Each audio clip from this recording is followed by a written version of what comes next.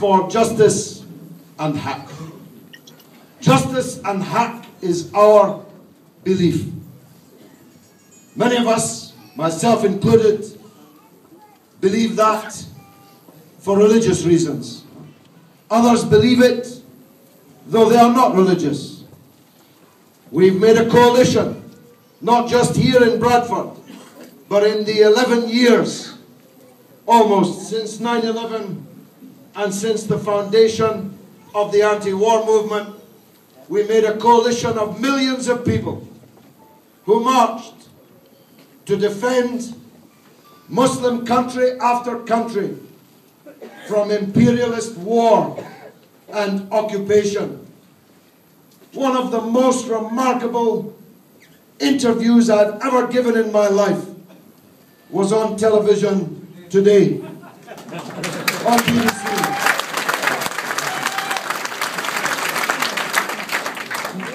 I don't know if you've seen it, but you really must. On BBC iPlayer, my brother Amir has it. It'll be out on Facebook and on our YouTube and so on. We had a man who, by the way, can barely string 2 sentences together. That's the truth of the matter. I'm sorry. I wouldn't ordinarily be personal, but this is a man that wants to represent you in Parliament. He says he's a barrister. I don't know what bar he got his qualifications at.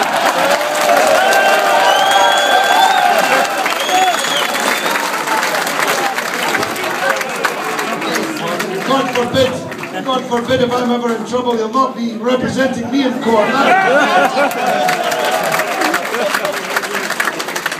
He can barely string 2 sentences together. And that's not a good qualification for being a member of Parliament. Trust me. Being local, being the local boy who can't speak is not the best qualification for being a member of Parliament. But in that interview, 2 remarkable things happened. I don't know if they made it onto the screen, if they survived the edit, because I haven't seen it yet myself. Firstly, I invited him to condemn Tony Blair and George Bush for killing 1 million people in Iraq. And you know what? He sat there with his lips zipped together. 3 times I asked him, will you condemn Bush and Blair as the terrorists who killed 1 million Muslims in Iraq? And he refused to do so. Which is pretty odd, actually, because nobody obviously had told them that the Labour Party has changed. Ed Miliband has apologised for the war. He could have condemned Tony Blair. It's allowed now. But nobody had told him run. So he sat there like a big palooka, like a big dummy, unable to open his mouth to say yes or no. But the second thing was much more relevant and much more vital and important to this moment. The presenter attacked me several times, in fact. The presenter attacked me, and the BBC website does again this evening, for saying, well, I was a boxer, you know.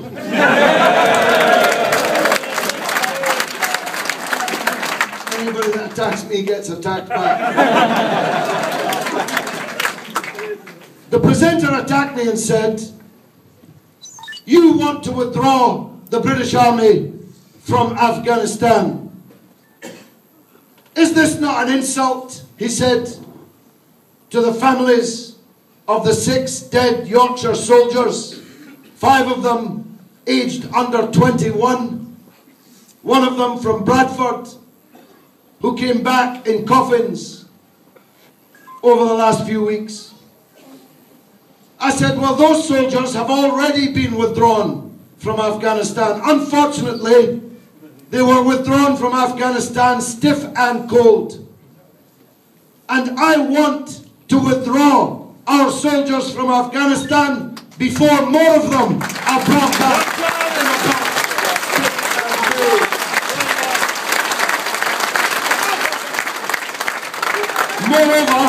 Moreover, I want them and the Americans withdrawn before they massacre any more Afghan civilians, women,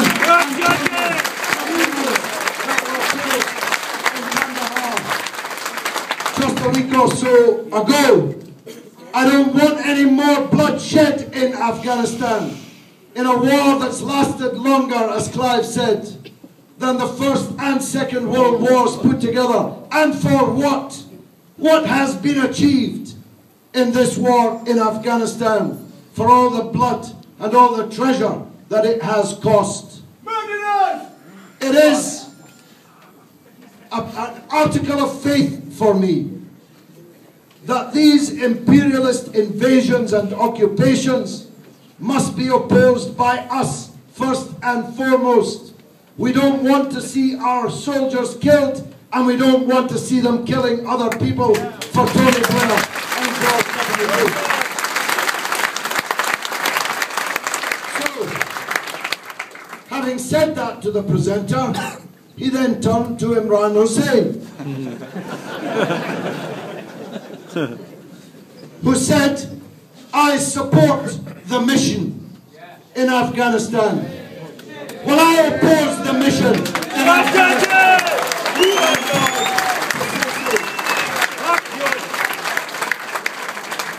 And it's a funny word, mission, yeah?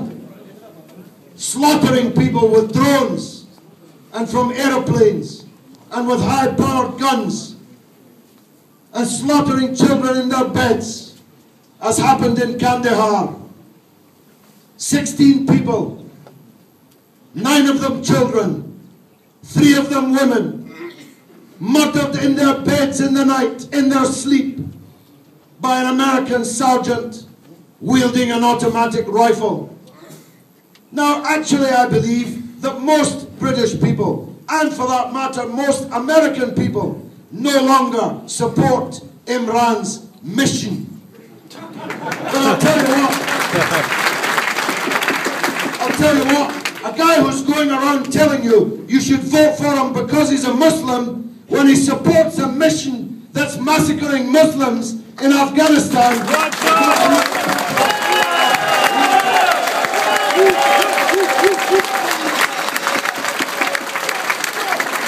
And I said to him on air, I don't know if it made it onto the screen, you've just committed political suicide. Yes. Yeah. You've just committed political suicide. Don't make me wrong on that. We have to, as Yvonne said, Sister Yvonne Ridley said, and Clive said, we have to punish these people. If they can do these crimes and then get re-elected, why should they stop doing the crimes? If they do these crimes and you keep sending them back to Parliament, why should they stop them if they can have their cake and eat it? And in Tower Hamlets in 2005, as Councillor Abjol said, we had an MP, Una King, now in the Lords, Lady King,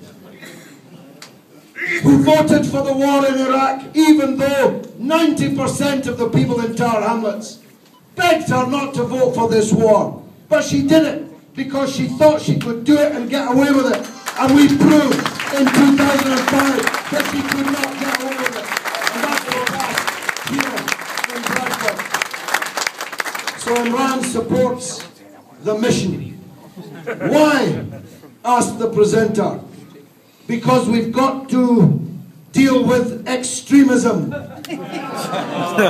We've got to deal with Muslim extremism there and everywhere else, he said. I don't know if he meant here. But the implication being both that those of us who oppose these wars are somehow extremists, and, as the Green Party fellow, to his credit, pointed out, it's the wars that's causing the extremism, not the extremism that's causing the wars.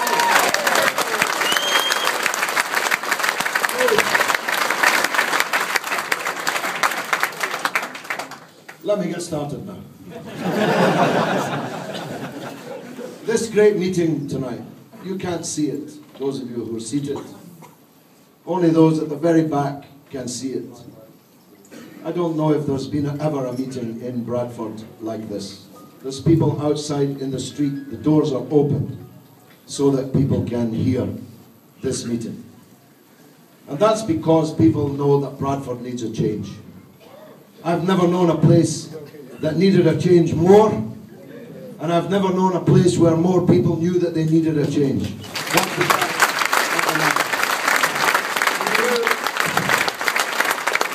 It's one of the definitions of madness to do the same thing over and over again and expect a different result. If you do the same thing over and over again, you'll get exactly the same result. If you send another failed councillor to Parliament for Bradford, don't expect anything to change. Nothing will happen. Nobody will even notice. Outside of Bradford West, nobody will even know you've got an MP called Imran Hussain. Outside of Bradford, no one will ever hear of him again. But if you elect me on Thursday, absolutely everybody in Britain will know about it.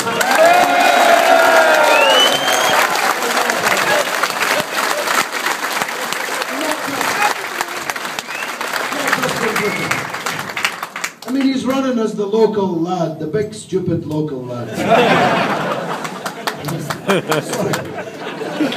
Sorry. He's a block of wood. He's running as the big local lad. Vote for me because I'm local. I'm the foreigner. With blue eyes and a white face. I'm the local lad, vote for me. What's in that for you? How many potatoes is that going to put on your plate? How many problems in Bradford is that going to solve? Because you sent a guy to Parliament because his father came from the same village as your father 50 years ago in Newport.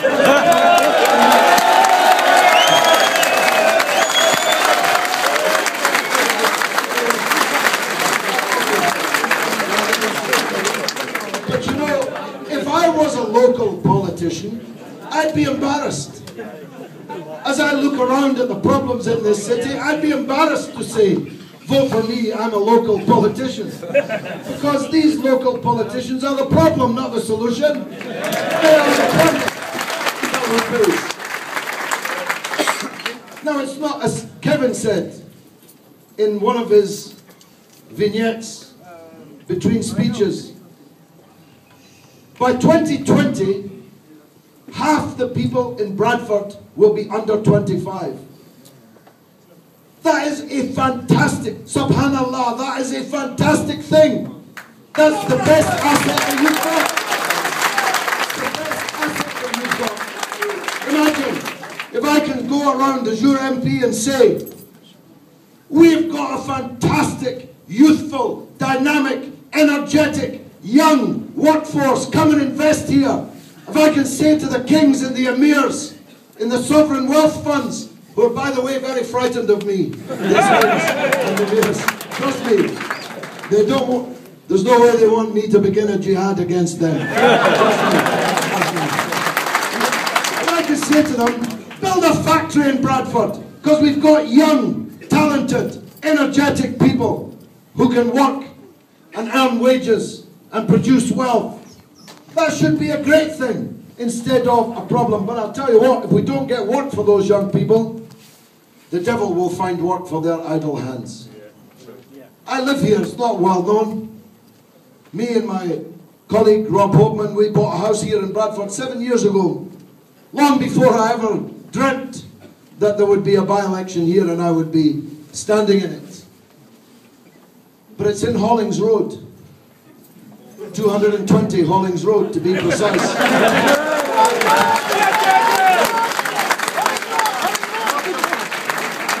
Somebody stopped in a BMW and said, what are you doing in this street? I said, I live here.